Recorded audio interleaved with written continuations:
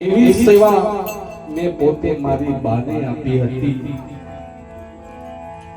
એટલે એના માટે હું પોતે પણ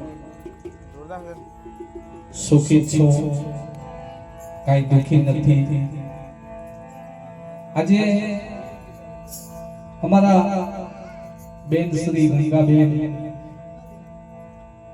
એમને મને ખબર આપી તમે ભાઈ આવજો. મગો બેન જરૂર આવીશ, એક બે ભજન સંભળાવજો. આવો સામેથી ફોન આવતો હોય તો ભાઈ કેમ ના આવે? કેમ જમનાબેન સ્વર્ગવાસ થયા અને હજી પણ મારા ભાભી જમનાબેન તો છે જ ઉમરલાની અંદર, કાલે સવારમાં આવશે. પણ એની સેવા સુરદાસની સેવા કરવા વાળી જમનાબેન સવારમાં આવશે. એટલે મારી સેવા પોતે ગંગાબેનની બેન આપી રહ્યા છે, તો એમનો પણ ગંગા જમનાબેનનો ખૂબ ખૂબ આભાર માનું છું.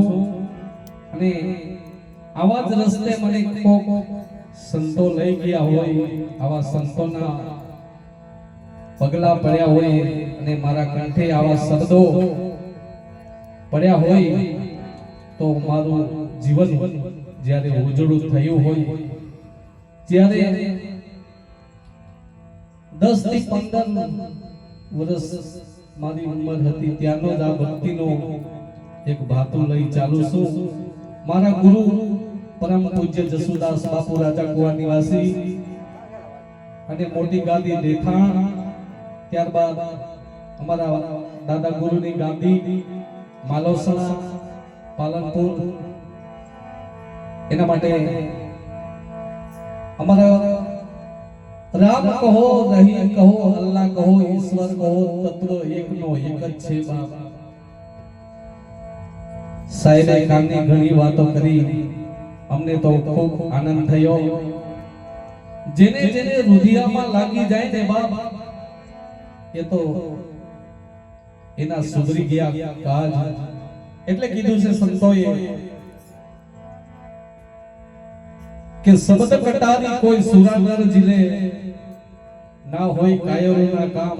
આ તો કોક જ હોય ને સંત સુરદાસ થઈ ગયા. આવા ઘણા સંતો થઈ ગયા. વાલ્મીક ઋષિ થઈ ગયા, સબરીબાઈ થઈ ગયા. આપણા સમાજમાં ભક્તિના પડખે, ભક્તિના રસ્તે જે કાંઈક વળી ગયા એ તો કાંઈક એમનું જીવન બાપ બની ગયું, ઉજળું થઈ ગયું. એના માટે ભજનના દોરમાં જાવશો ત્યારે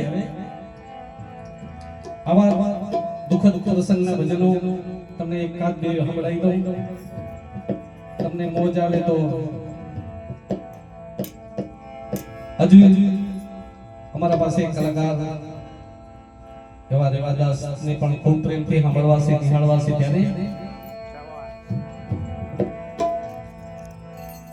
સદગુરુની દયા વિના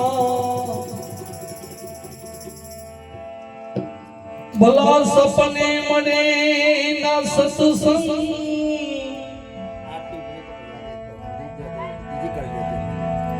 ગુરુ ચરણ નો અંજના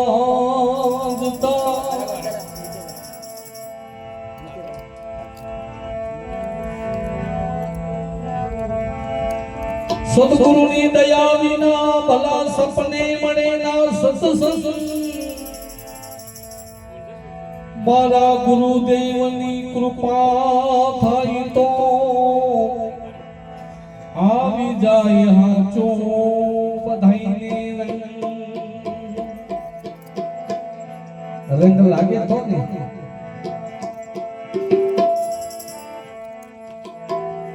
જનાર તો જતા રહ્યા, એના સતગુણ ઘણા સાંભળે.